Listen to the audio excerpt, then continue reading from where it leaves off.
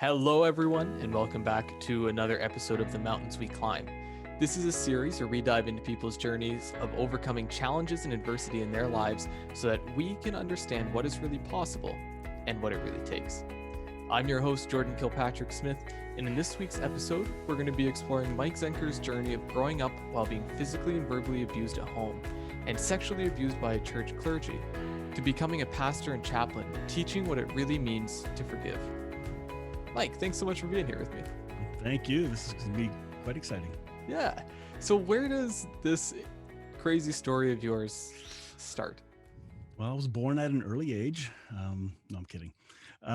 It started with my upbringing. I grew up in a really strict German Baptist home. So I got double whammy. I got strict Baptist and I got strict German. So that kind of mentality back in the late 60s and early 70s, that's the way people were raised. Corporal punishment was a normal thing. You spanked your kids, whatever. But my mom got a little bit too much. She was way too heavy. So, yeah, that's where it kind of began.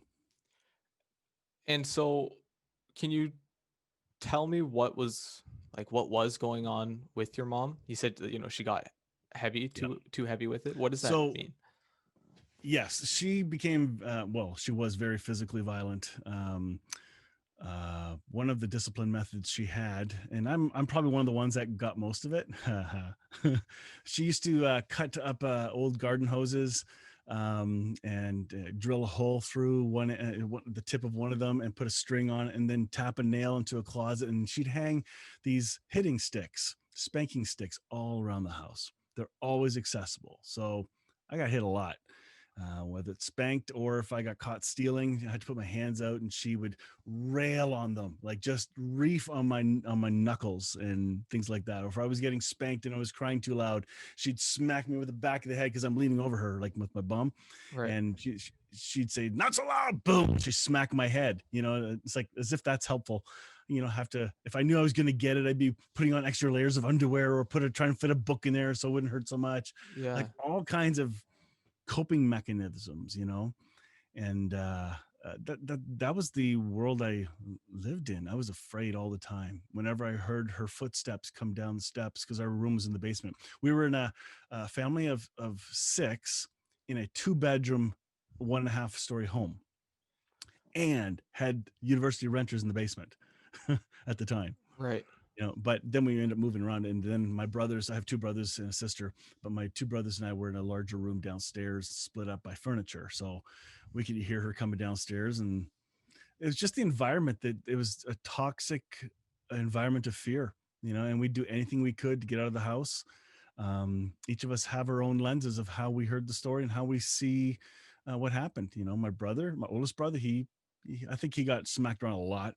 The next older brother, John, he was the jock in the family, always out doing sports and favored. He doesn't remember half of this, which is really weird. Yeah. And then my sister, of course, she got the reaming and yelling, and she got, it's too bad. I had to rescue her many times. So, but my brothers rescued me from my mom, when they thought she was hitting me too much. So that was the environment. Oh, then we go to church.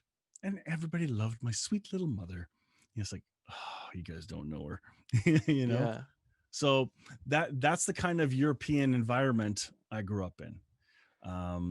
So we did anything we could to get out of the house, to not be there. If it was kids camp that we could go to, yes, kids camp. Mm-hmm. And then I ended up getting a paper route.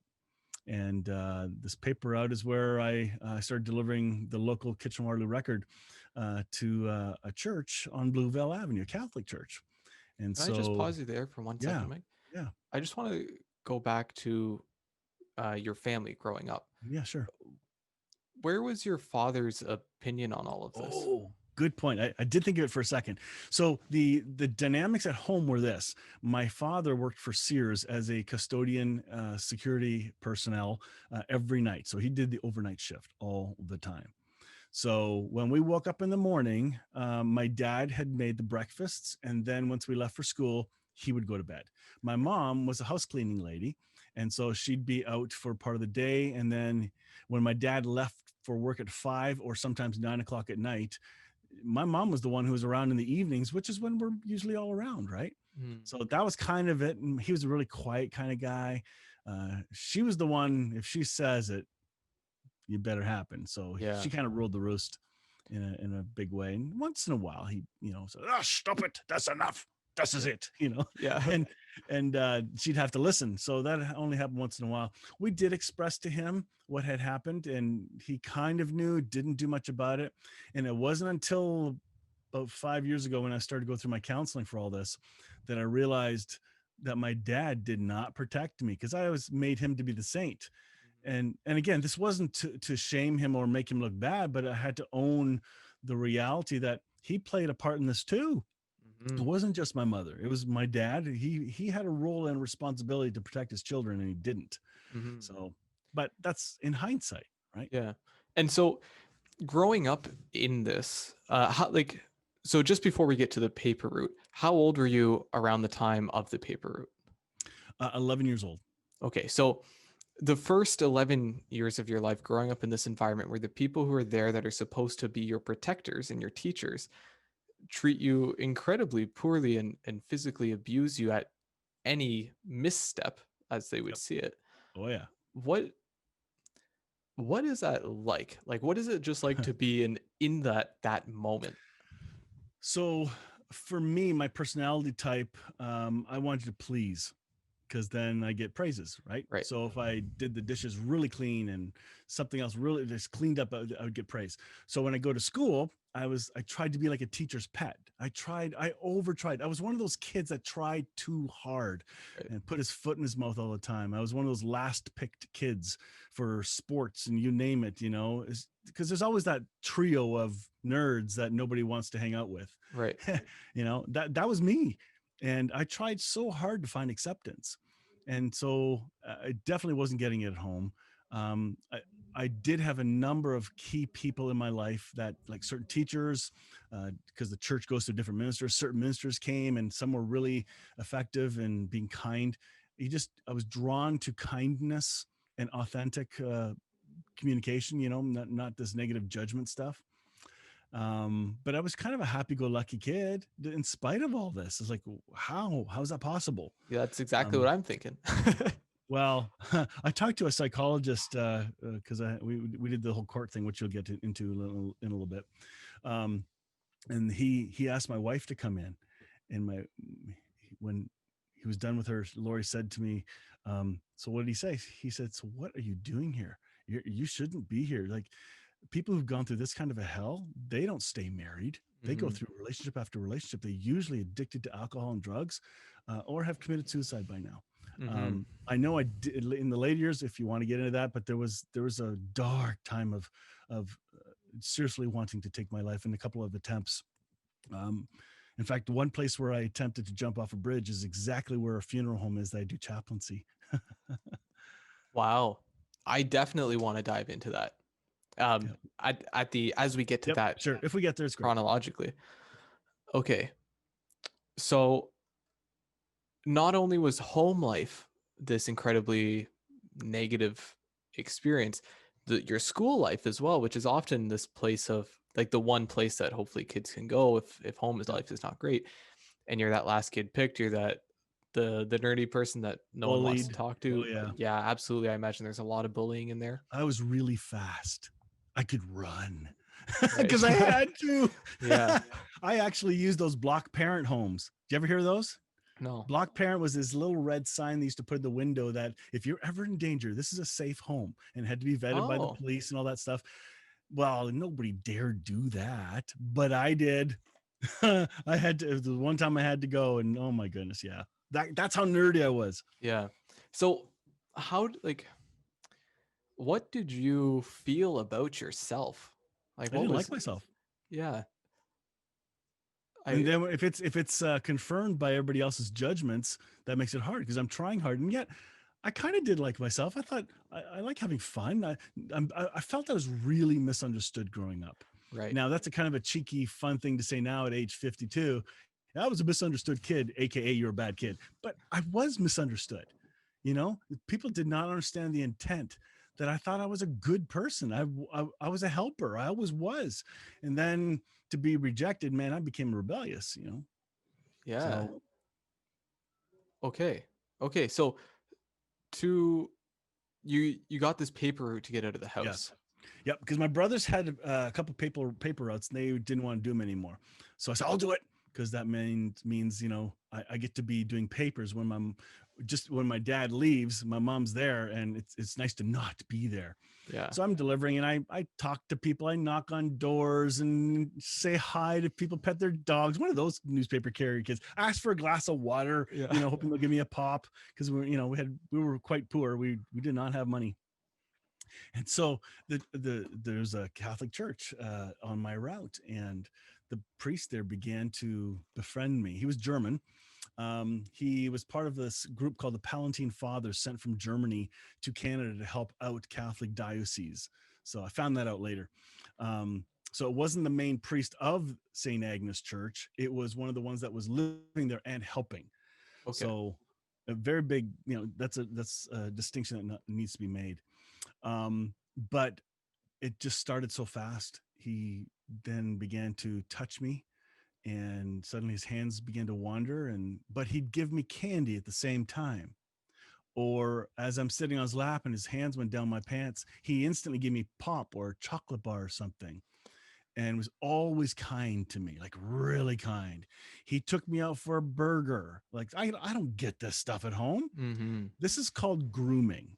All right. Mm-hmm. The correct term is groom. He groomed me to be his pet. It's really what it was. And it's not the first time this happened to him. Found that out later. But for 3 years, this guy sexually abused me. I went away on a couple trips with him, because here's what's silly. Why would you go on a trip with this guy who's abusing you? Well, it's because home was hell. Yeah. Like, to think that the priest was almost better than my mom, it's a horrible thought, So either way, at one point I ended up going to Grand Bend, and he invited me to a cottage there. There's a really old lady there, and that's where I think the most excessive pressure from him came to me sexually. And it's like, oh, I knew I had to leave. And here's how it started. I walked into this cottage, and there's this floor to ceiling wall of beer bottles. And he said, hey, if you help me take them back, you can have all the money. I was like, that's like, I'm rich. Yeah. You see, you start to distract. You go, oh, so you give up something that's uncomfortable for what you receive. Okay. As a child, that's how it works. You don't think of bad, right, wrong. Mm-hmm. You don't have the capacity. I knew I hated it, but eventually at the end of the trip, I ended up quitting the paper route because I wanted nothing more to do with them, because that was just too much. Yeah. And I ended up going to high school, and the high school is directly across the street. It's like, oh, and I wondered why I had trouble in high school. Man, I had the spiritual gift of truancy. Yeah. I exercised it a lot, but I didn't know what was going on. I didn't know all the connections, all the psychological triggers that were pounding off me Mm-hmm. from everywhere. It took me many years later, even 5 years ago, to learn all this. Okay. So Didn't know. to go back to, there's this, you said, he was a chaplain at the church, right? No, he was a priest. He was a priest at the church. Yep. Okay. So there's this priest, he's being super nice to you. This is, a very nice change from home. Mhm. He Yep. starts, like, how did the sexual abuse begin? I know you said he was grooming you, he brought you in, he's giving you candy, but That's how like, it began. Just by coming in. Oh, here it is.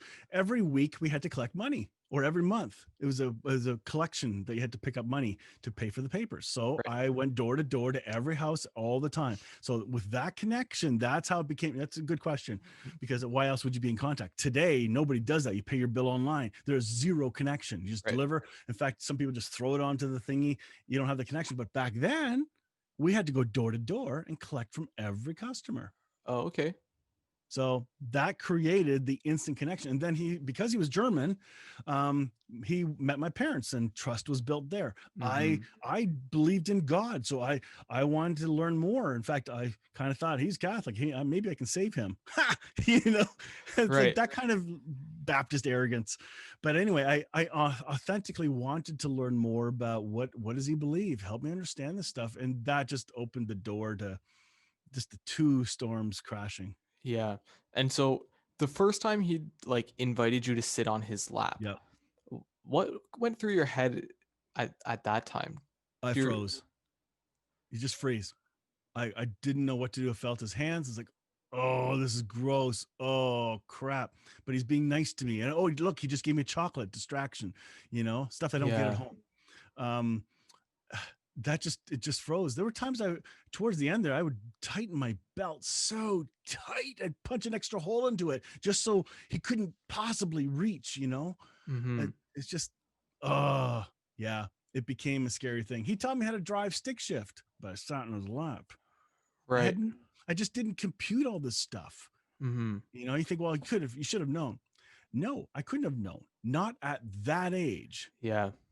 Especially with so much abuse going on, right? Like in situations where we're really being abused and manipulated, we don't always see things super clearly. Yeah. Like he was kind to me. He was never mean to me, Mm-hmm. but he abused me. Yes, But I didn't absolutely. like, I knew it was wrong. I knew I hated it, but he was so nice to me and nobody else was. Yeah. And so was this was this sexual for him? Like what did he Yep. get out of this? I don't know. Called jollies. Yeah. Okay. He I just think he he just was liked it. hoping. Well, I think he was hoping that I would reciprocate and touch Right. him back, and he eventually he tried to. I want to be careful what I say here, but he really wanted to become very intimate. Okay, Right. that became, in fact, he almost like forced him. Uh, yeah, that's all I'll say. It got Okay. really nasty in the last visit, and I had to. I kept saying no, no, no, and he said, "Quieter, quieter. We can't wake her up." The old lady that was in the house, and I couldn't be quieter. And then he realized he had to stop Mm. because somebody's gonna find out, which he knows is bad. Yeah. But I just knew that was it. No more. That just did it. It was This just is a and tipping point. this was at the Grand Bend Yep, cottage? yep. Gotcha. Okay, Because so going away from home for a weekend on the beach, eating ice cream and having pop away from my parents, oh, that's heaven, man. yeah, absolutely. And to have heaven spoiled like that. Okay, Yeah, so that Grand Bend weekend you said that's it. that's No it. more. I'm Yep, not talking to this guy. yep. You went to And when high he tried, school? when Yeah, yep, sorry, go and ahead. then when he would drive past me, he'd honk, and I would turn, away from him. I wanted nothing to do with him, and he finally got the message. That's all I remember. But then I also know I had trouble in high school. I had trouble focusing, had trouble concentrating, couldn't sleep well.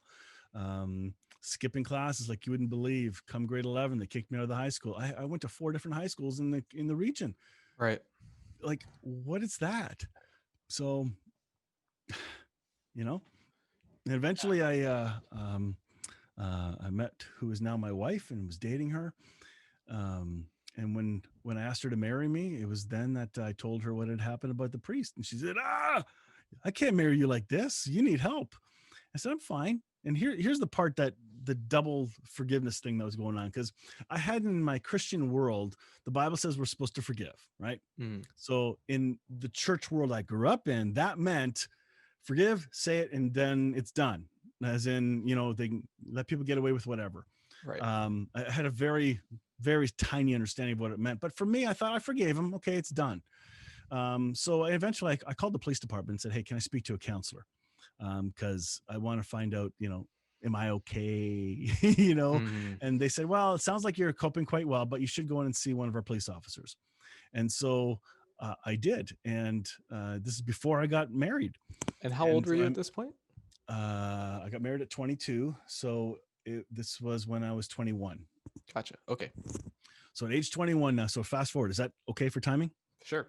Okay. So I'm at 21. I'm in the police department. I share my story, and they asked me why I'm doing this. And I said, because I don't want this guy around any more people, any more kids. Apparently there were some stories coming to light and lawsuits starting to happen. So they were trying to figure out if my motive was money, which I had no idea that stuff was going on. Hmm. And so Officer Sig Peters, he was the officer in charge at the time. He had just started in the youth division. He's now retired, and I call him a friend. So he's been on this forever. they heard my story. They believed it right away. They said, this is all these things you're telling us. We can tell this is not made up. There's too much here. It was too clear. Mm-hmm. And so um, I they started doing an investigation. And turns out that at one point they were going to go arrest this priest. It turns out at that time he had moved to Edmonton. So they called all kinds of former altar boys and trying to find out, doing a solid investigation. Somebody tipped off the Catholic Church and tipped off Edmonton, and the cardinal from Germany wrote a letter to the Edmonton church and said, get this Father Wilford to Germany right away, like stat, vacation holiday now, as in get on the plane and leave. So he couldn't be arrested. Right. So there's a movie put out a couple years ago called Spotlight. Okay. If you haven't seen it, that's my story in Canada. Okay. The idea of the Catholic Church hiding and glossing over, moving priests around that were predators, so that the mother church wasn't shamed. Okay, this is protection of the priests, not the people. Like, it was brutal. So when they went to arrest him, he had just left the country. He just got away. So they call him the priest that got away. Yeah. And because they couldn't prove my age, I guess they thought they knew for sure it was between 12 and 14, which is a different level of abuse. Had they dug deeper at that time to realize I was 11, they could have had him extradited from Germany. But he ended up dying in Germany, about 7 years later. Right. And I called the cop. Any word on this? Nope. And then he called me back a couple days later and said, you know what? We just got a letter from Interpol. He's dead. Case is closed. I was angry, and then I thought it was all over. So tell me about that anger. Like, what were you angry about? Why were you angry? What was the anger like? That he got away. It pissed me off that the story didn't come out, because I knew I wasn't lying, and nobody believed me. Like, it wasn't that the people didn't believe me when I told the story, but there's just something about this shameful thing. And I think that's one of the greatest effects this whole thing has had on me, is fueling my shame. Guilt and shame are two different things. Guilt says I've done something wrong. Shame says I am something wrong. And I believed I was something wrong. I was not good enough. And I grew up with that. It was confirmed through people's way of treating me. But yet, how am I doing what I'm doing? How does that work? you know? So I did want to be a bearer of good news. And when I found a growing faith in me that this God is actually a God of love, and he's not ticked off, which is what half the world thinks, I began to learn to love myself and realize this guy needs healing too. If I were to jump forward to age 45, and then you can drop me back to wherever else you want to go with this. Sure. But in about 7 years ago now, it's about 7 years ago, when I was 45 years old, some stories started to hit the newspaper about the Catholic priests being shipped out of the country. And I thought, oh my goodness, it just, something woke up in me. It's just like something triggered. I don't know what it is, but apparently it's normal for men that have been sexually abused. Some of the stuff doesn't wake up until they're 45 or 55 even. That's how long I had no idea. That was totally normal. And so I contacted the New York Times to find out who the author was who wrote that article, because it was syndicated to the Toronto Star. And this guy was a guy in New York. And he said, you know what? Because I was thinking, is there a class action lawsuit? I want to put my name on it. I want to tell my story. And the guy said to me, you don't want to do that. I know a lawyer. I know the right lawyer you must talk to. And he was in London, Ontario. And so that's convenient. Oh, absolutely. Yeah. Oh yeah. So I called this lawyer, and his first name is Robert. And I told him the story. I left a brief message. Well, they phoned me right away and said, hey, can we talk? And so this began a journey of what I needed for my own healing. And it's not done, even though it was launched into counseling. So he asked me, so what do you want? What do you want from this lawsuit? I said, well, honestly, because of my job as a pastor, I don't make a lot of money. I have not been able to save up much because we live as giving people, but I can't afford counseling and I know it's going to need counseling. He said, "Oh, we can easily do that." Well, good. So what else do you want? I said, "No, that's good." Said, "Well, we'll try and do a little bit more," which is funny. So a newspaper article was put together. You read that, except it backfired in some way. Only in the Christian community, in the church world, because the title of the article said local pastor alleges sexual assault and sues for $1.3 million. Well, in the church world, you do that means you're greedy. It's like, Yeah.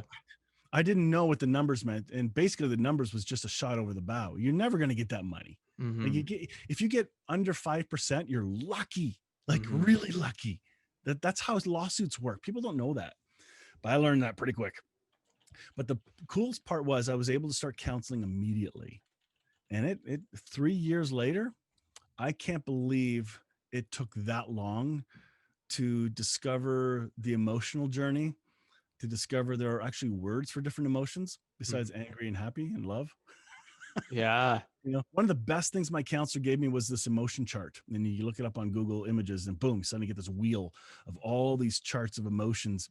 And that chart was my little savior to begin to express things I couldn't express and put into words. But And men or abused people typically have a hard time with that.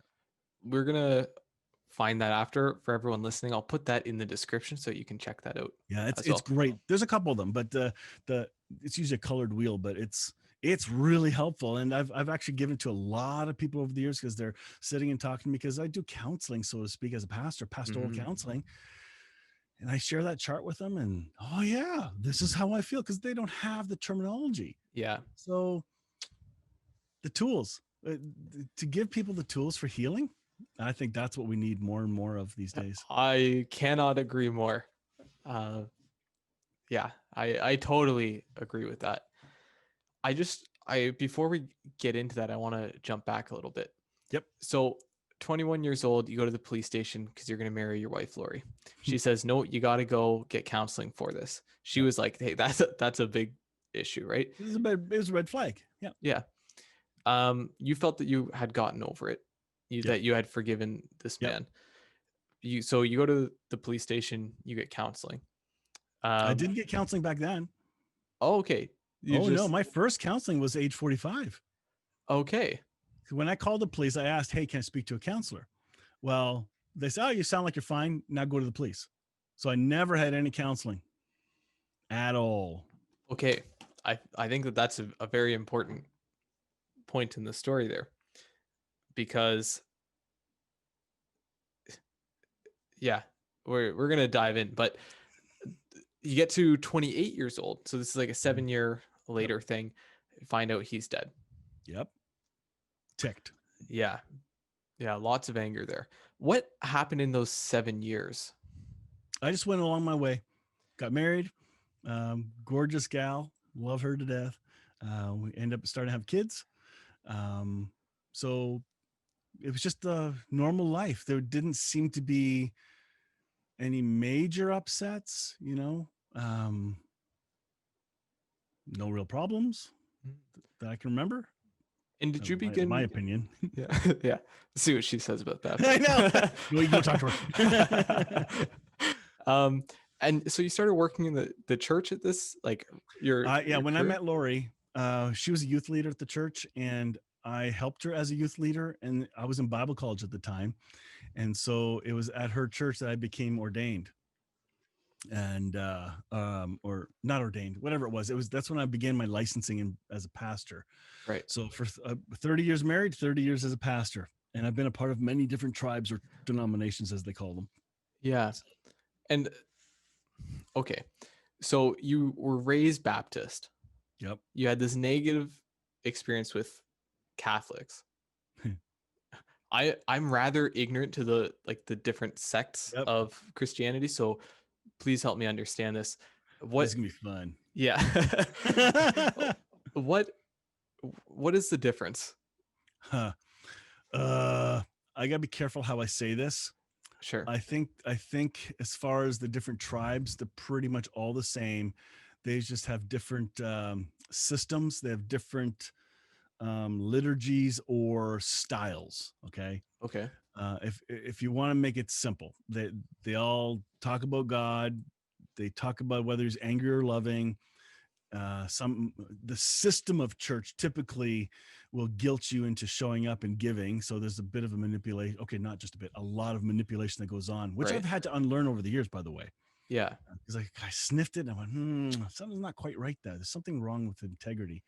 But there were other churches that were good. So depending on what the name of the church was, it's irrelevant of the name, because these days Baptist doesn't mean the same thing anymore. Pentecostal doesn't mean the same thing anymore. Catholic, you can have a really great priest or a really bad priest. It doesn't matter. Like it's that different.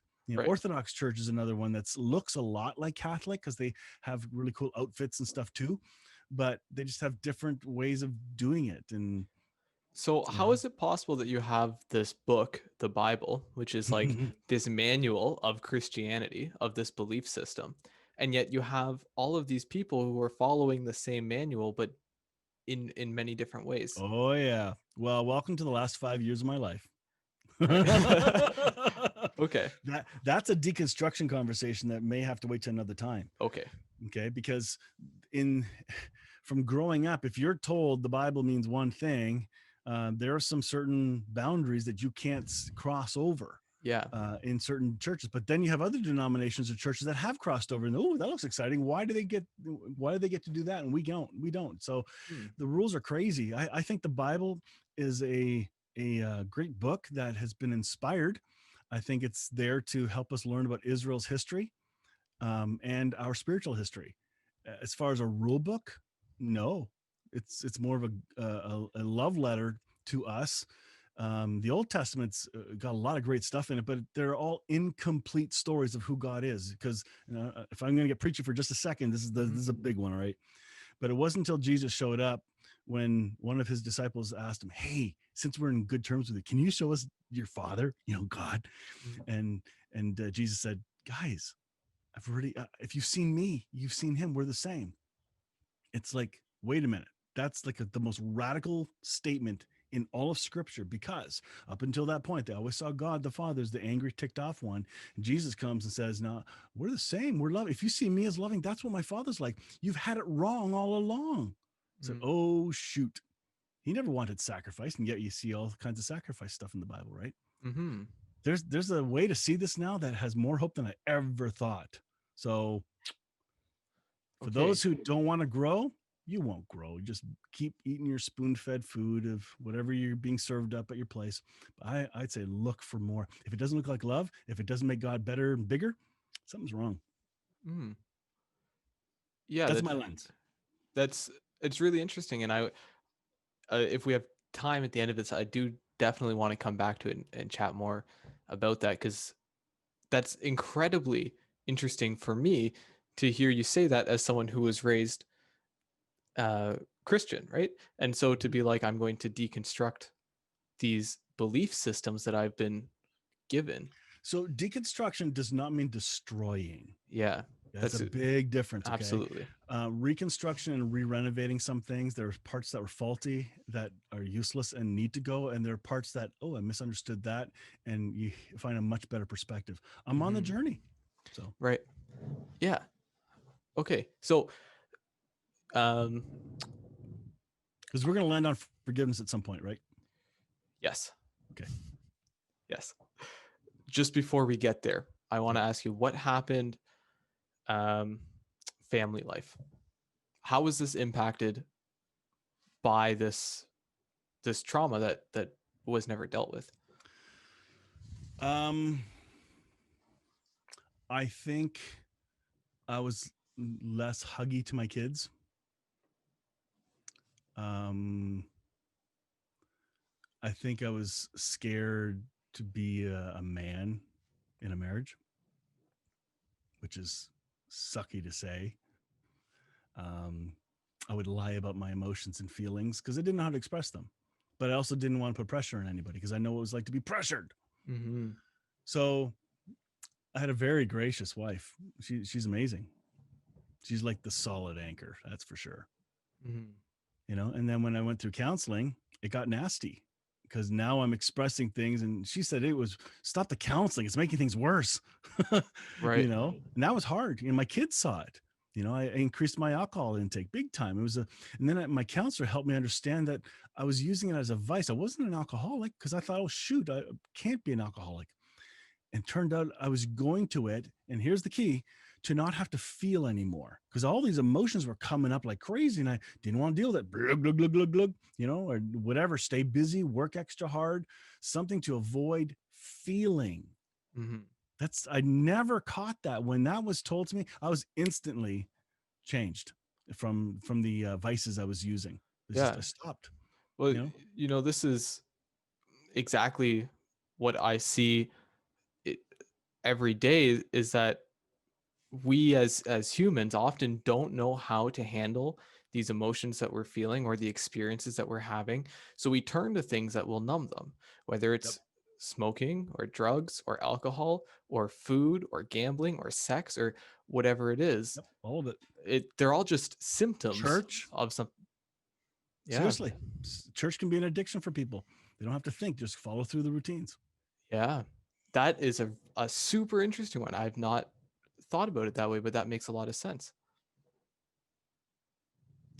Okay. And so you said you weren't an alcoholic, right? No, Um, because you were using it to numb? that's right. I was using it as a vice, and my counselor helped me understand that. And again, within in one session, it was dealt with. I couldn't believe it. Like, Right. oh, and then now we had to do the work of emotions, right? Yeah. Oh yeah, that's some fun Yeah, fun work. yeah, Right. So because there wasn't the addiction to it is why you're saying that. Yeah. that's correct. Okay. Just I'm understanding. So things were smooth sailing, raising the kids, um, I mean, like aside from typical Sure. parenting stuff, Yep. but and it was when the case reopened at 45, that's when you really had to start So, to go so through it all this stuff. wasn't my case that opened. It was somebody else's. It was like another story. Like, Yes. wow, so that triggered that. Hey, I got to deal with this now. Yeah. Yep. And so you mentioned Lori wasn't super happy. She was like, hey, stop the counseling. What specifically was going on? How I was it think showing up for you? I was arguing more, like dominating conversations, and almost wanting to finish and express every emotion because I could. Yeah. Yeah. I've heard from many individuals in their own stories that the same things happen to them when they're going through counseling, and so it gets rocky sometimes. Mhm. And and then this all constantly is talking about the priest, talking about the court case, the court case, the court case, the court case. Mhm.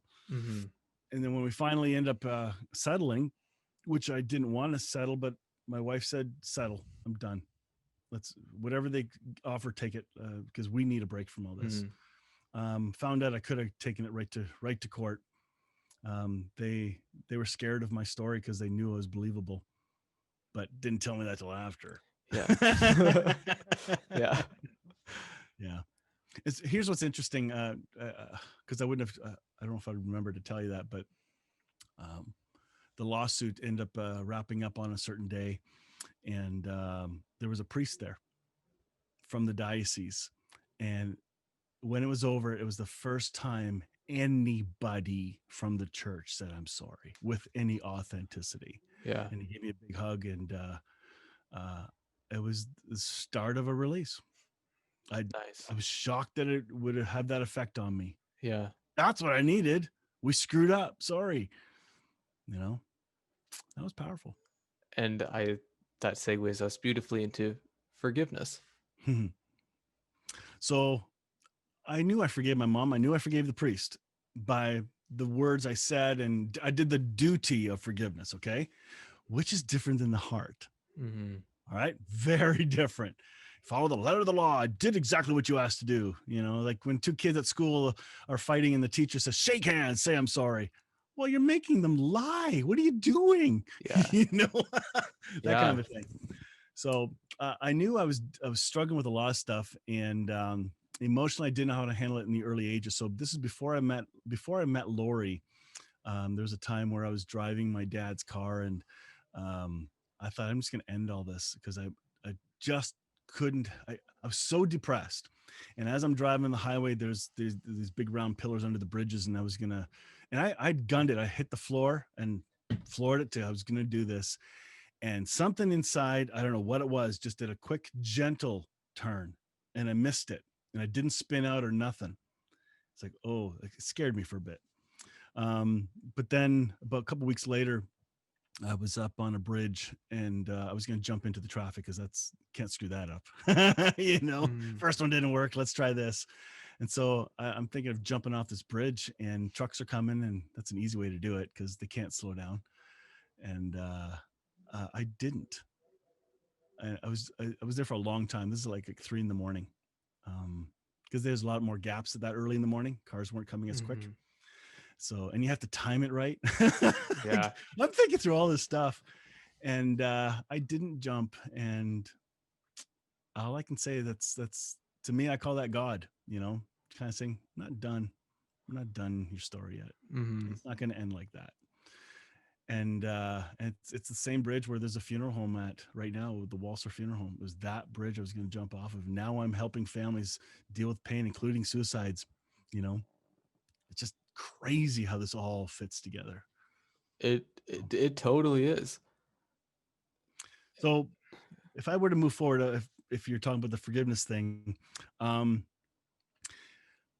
been learning about forgiveness. You know how I was talking about deconstructing some of categories of faith and revisiting and putting the pieces on the table again and rebuild it. Forgiveness was one of them. There were a lot of misconceptions on forgiveness that the church typically teaches. And I have a series that I've been teaching. I think I've taught it 4 different times. I'm going to do it one more time. It's like a conference now of healing life's hurts through understanding forgiveness. That's the title of it. If you go to my YouTube channel, you'll see it there. But it's like 13 parts. We define what it is. And the best part of the series is what forgiveness is not. That just blew my mind, because the worst misconception of forgiveness that people have is, if I forgive, then I'm automatically obligated to go back into a relationship with them, because if I don't, then I really didn't forgive them. Right. That is a lie. Okay. Reconciliation is not required for forgiveness to happen. It doesn't. I believe forgiveness is from my heart for me. If it blesses the other person, great. But it's for my sake, not the other person's sake. Yeah. And I couldn't do the court thing until I had fully forgiven this priest fully, because now I can do it without ulterior motives. Yeah. Right? If Absolutely. you do it out of anger and spite, oh my goodness, it's just different.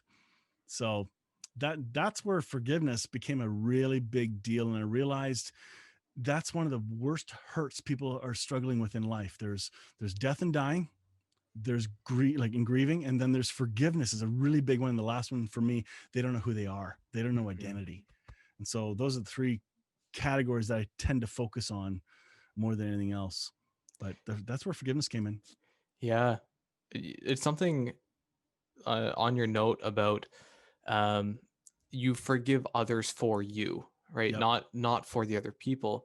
Correct. I would love to hear your thoughts on this, because I work with people all the time who are like so afraid of being selfish in any capacity that they don't take care of themselves. Yep. Right. And they find themselves in this position of stuck because there's that belief, and forgiveness is like a huge part of that. Right. Yep. What do you think about that? I think they have an identity crisis. And with that identity crisis, they don't know who they are. They don't know they're valued. They don't know they're liked. They don't know they're loved.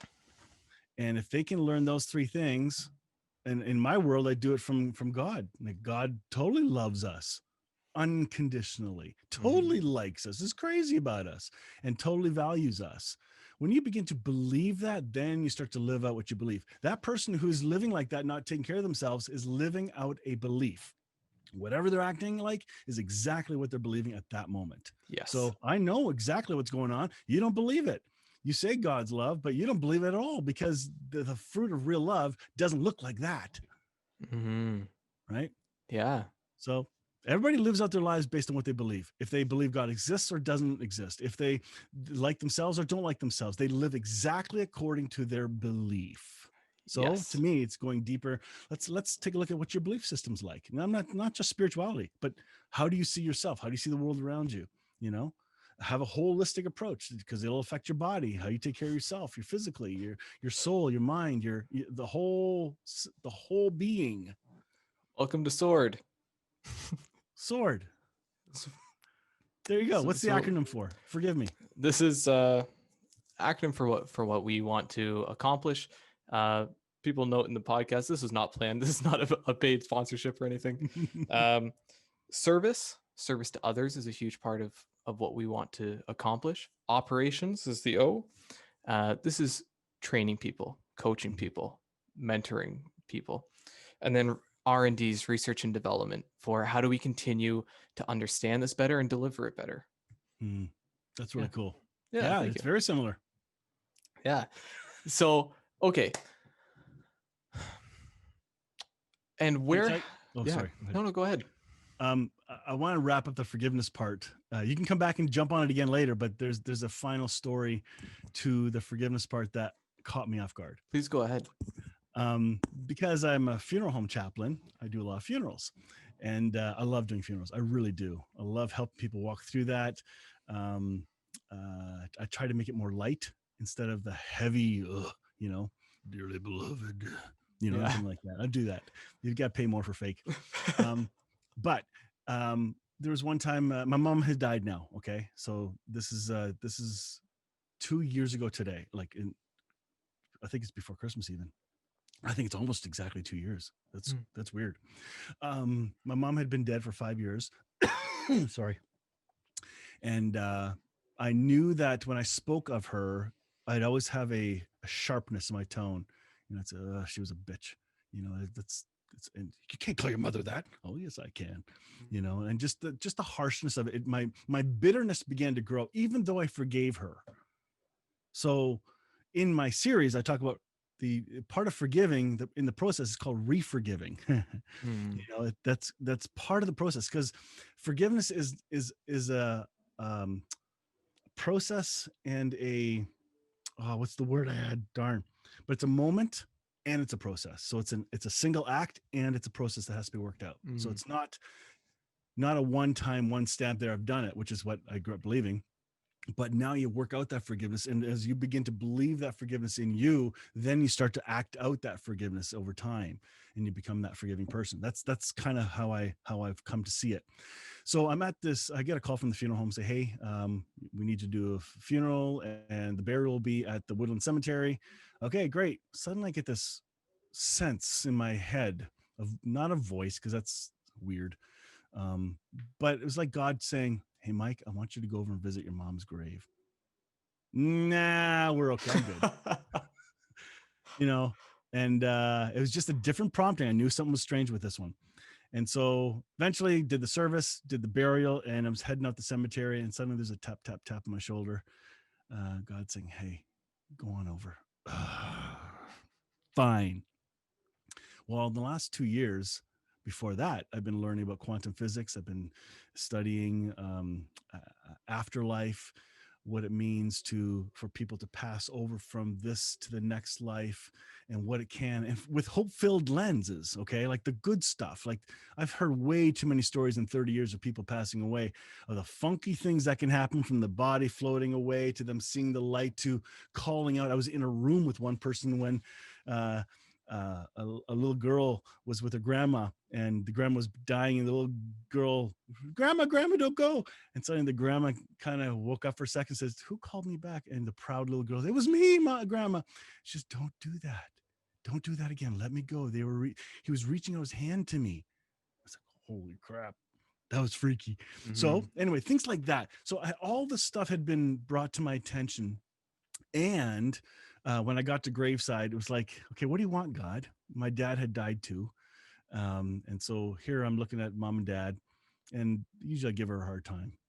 But this time it was like God saying, Mike, if we pass on to the other side, and as we're passing on, we begin to see reality differently and better, more clearly.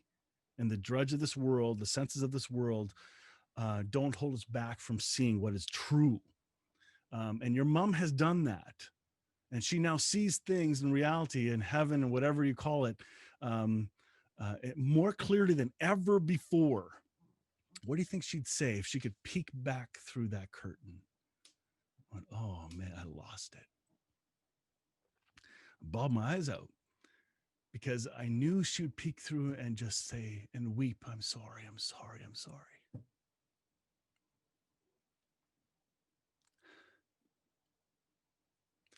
I never spoke bitterly about her ever since.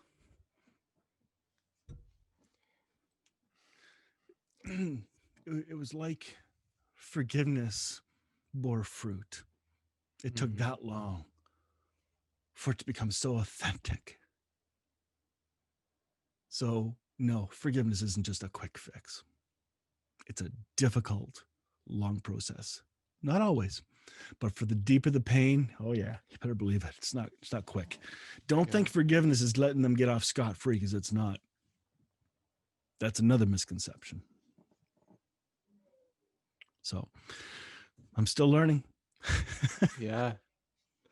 I love that you continue to show up and say, this is the journey, right? There's not the destination to this learning process, but it's just the continual journey for life. Yeah. I think the topic of forgiveness is one of the top issues for every single human. I really do. And if we're being hindered from actually practicing and processing forgiveness because of some stupid misconceptions taught by the church or not, or people or traditions, we don't do that. Like, I think if we can realize that that is the fertilizer for a very healthy life, like people's physical healing can come from forgiveness. Yes, because you end up burying it deep inside into your gut or into your neck and shoulders. And where are all the cancer places right now? Not saying that people who get cancer aren't forgiving. That's not what I'm saying. But there is something to this. I've do enough reading. There's a pattern. And I do think that there's a lot to be said that our mental health is intimately linked to our physical health, right? Absolutely. And for anyone who's listening and is like, I don't really see that, a really simple example that I love is, imagine for a moment that you're stressed in traffic about getting to a meeting or something. It never happens to me. Yeah. Okay. So if you imagine yourself even imagining being stressed, you will start to have a stress response. We're two imagines away, but your body will have a physical response to your mind. Because that's where your attention focuses. Exactly. Right. So to think that us not forgiving and us harboring these negative emotions does not have any sort of physical impact on us is just silly, ludicrous. Yep. I agree. So how do we move forward with forgiveness? What are the next steps in your opinion? Admit you don't know what forgiveness fully is. That's a good start. Right. Do you know who you are? Ask that question and begin searching out for somebody that can help you and guide you in that. Not as the answer people. We're not vending machines, but we can be coaches to guide. I just talked to another person an hour before I talked to you. I tell people, well, can I tell you about my journey? And I share the journey. And instead of trying to give them quick fixes, it's not a prescription. It's an invitation to on a trip that will change your life. You just gotta be willing to do it. I so agree. I'm just like totally right there with you, Mike. Cool. I will send you a document or a JPEG I've made of what forgiveness is not, and that could be fun. I think it's like 18 or 17 things, but I just crammed it into one document. I'll fire that off to you too, because I think if you go through that list, that could be a help too. Yeah, so I'll see if I can put that in the description or somehow get it to people. Yeah. Well, hey, you got resources that could help people. Yep. Why not? That whole series, my whole series on forgiveness is online. Look up Mike Zenker, type it into YouTube, it's there. And Yep. then in my playlist, there's one called Healing Life's Hurts Through Understanding Forgiveness. And I'm going to be doing it as a conference, an online conference in the new year, because I think it needs to be redone. Yeah. It's So important. do I have that information from you? No. Okay. Can you Because give I me don't know that when I'm doing information? it. I don't know when I'm doing it yet. Okay, then I'm dreaming out loud and I just haven't gotten to it. well, okay. If people want to reach out to you, Yep. how can they reach out to you? If you're on Facebook, look me up. I look like this. And then, sorry, except I have glasses on, sunglasses on. At Mike Zenker. Yeah. Yeah. Okay. Probably my website. I have you're going to put all the links there anyway. Yeah. So, Okay. Check the description. That's the easiest. Yeah. Okay. YouTube's the fastest, and then find a way to message me. Or get a hold of you. Yeah, that works as well. So is there any last thing that you want to throw in here? What advice would you give to someone who's really struggling right now? Or yeah, any last points? You weren't told everything. You weren't. None of us were given all the information. Most of us have been hurt by hurt people.